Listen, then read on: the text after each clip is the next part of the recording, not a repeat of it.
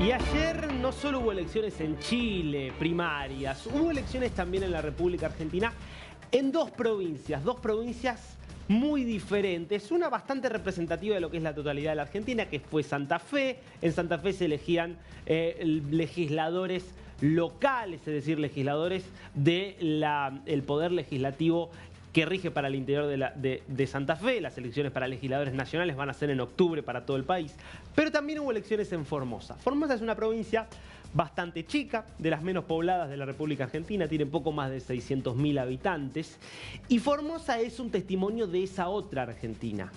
Una Argentina que es sin duda un país democrático, donde se cumple el Estado de Derecho, donde hay alternancia entre oficialismo y oposición. Fíjense lo que ha pasado a nivel nacional en los últimos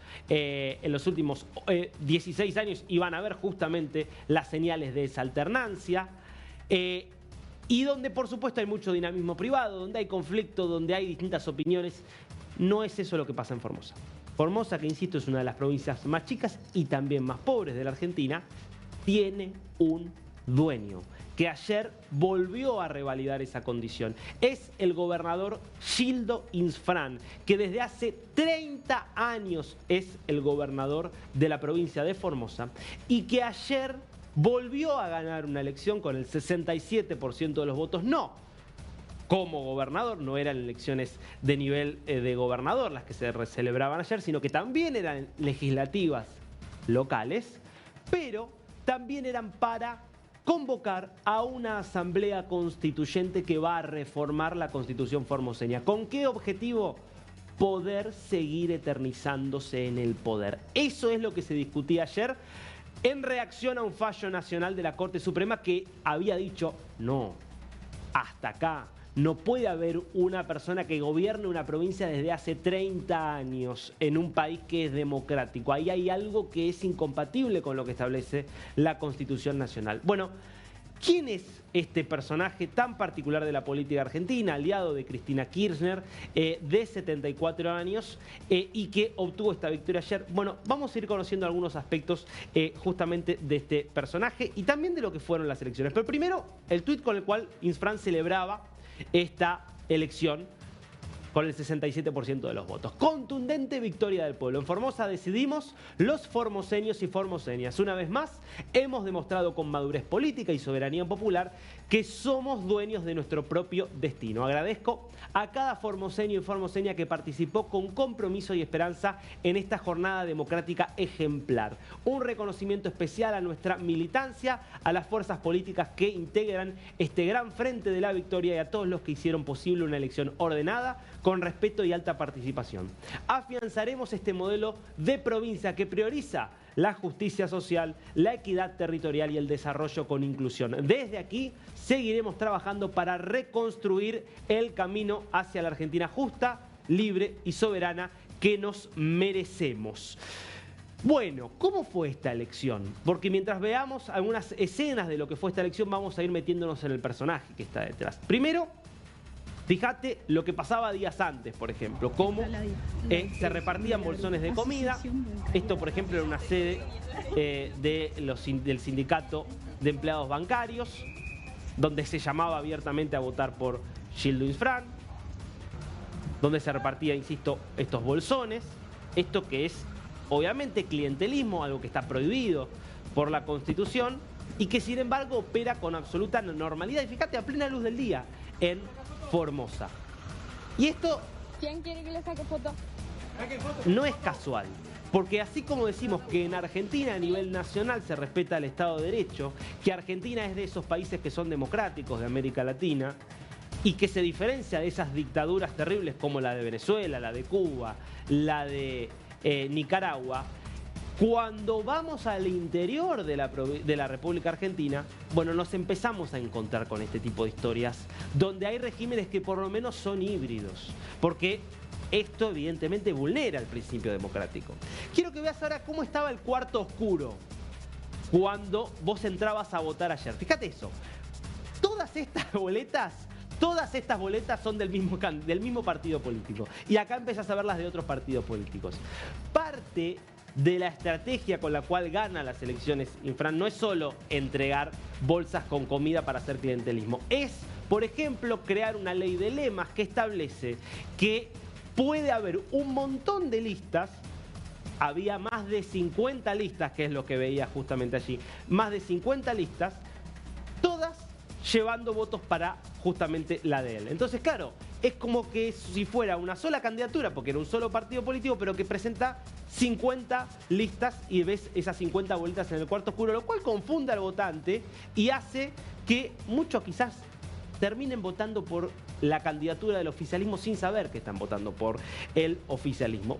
Otras escenas que también son habituales en Formosa, bueno, vas a ver acá, esto fue grabado en redes sociales, como una presidenta de mesa se llevaba la urna al baño, tiene que preguntar a la con absoluta policía o a la impunidad. directora. No, no hay próxima. Es que tienen que impugnar la mesa.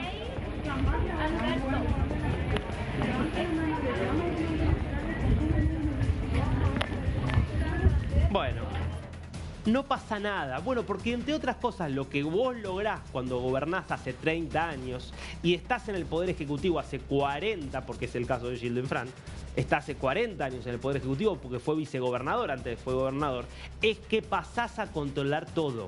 Controlás a la policía, controlás al Poder Legislativo, controlás al Poder Judicial, todo lo terminás controlando y así controlás a la gente.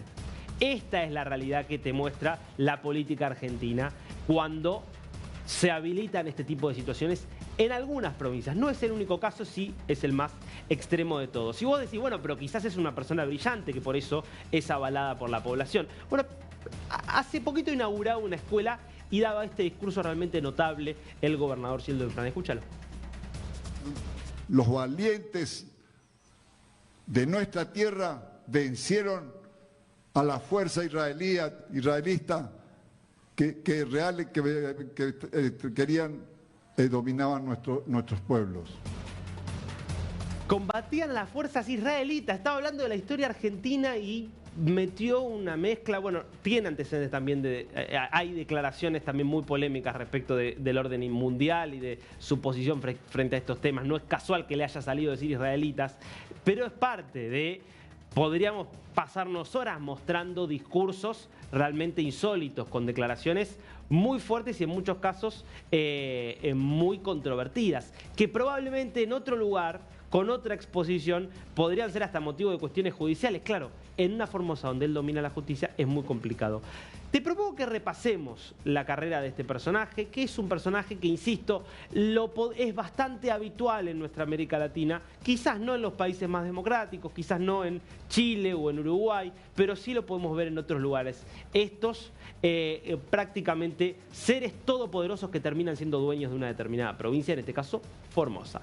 Vamos a ver un poco la historia de Gildo Infran, que él nace en 1951, es muy interesante porque él estudia veterinaria, él nace en el pueblo de Laguna Blanca, muy cerquita de la frontera con Paraguay, estudia veterinaria en la Universidad del Nordeste, él empieza como militante maoísta del Partido Comunista Revolucionario y luego se afilia al Partido Justicialista. Durante la dictadura, él le envía una carta al gobernador puesto por los militares en el año 78, era Juan Colombo, le pide trabajo y él termina ingresando un puesto en el Ministerio de Asuntos Agropecuarios y Recursos Naturales y sin ningún problema, durante la misma dictadura que desaparecía gente, él estuvo trabajando ya en el gobierno y nunca más se fue del gobierno. ¿Por qué? Porque en el año 83 él renuncia para postularse a las elecciones y entra a la legislatura justamente por el Partido Justicialista. ¿Qué pasa en el año 87? Vicente Joga lo elige como compañero de fórmula y en el 87 él ingresa al Poder Ejecutivo formoseño. Es decir, está en el poder desde el año 87. Primero, hasta el año 95 como vicejefe de gobierno, como vicegobernador, desde el año 95 como gobernador. Y fíjate la historia, porque claro, en el 95 asume, ¿y qué es lo que le pasa? Él, desde el comienzo, tenía una aspiración de eternizarse en el poder. Entonces, ¿qué hace en 1999 cuando se da cuenta de que le quedaban solo 4 años más? Él modifica la Constitución y establece una cláusula de reelección indefinida, como lo hizo Chávez en Venezuela, como trató de hacer sin éxito Evo Morales en Bolivia, como hizo, por ejemplo, Daniel Ortega en Nicaragua. Él en el año 2003 gana su tercer mandato, 67% de los votos, y se alinea con Néstor Kirchner a nivel nacional. Eso le permitió obtener mucho financiamiento, muchos recursos públicos del Estado Nacional, prestando siempre sus votos para los proyectos nacionales. Y fíjate los porcentajes con los cuales ganó las elecciones. 75% en 2007, 76% en 2011, 73% en 2015, 70,6% en el 19, 70% redondeando en el 23. Raro que en una democracia competitiva tengas números tan brutales, pero claro, cuando vos controlás todo, cuando podés entregar la comida y hacer clientelismo sin que nadie te castigue, cuando incluso los opositores no pueden participar en los medios de comunicación locales, la situación cambia. Bueno, ¿qué termina ocurriendo después? En medio de violaciones a los derechos humanos, de violencia política, de intimidación, etc., la Corte Suprema declara que es inconstitucional ese artículo que le había permitido la reelección indefinida y lo manda, por lo tanto, a hacer una nueva Constitución.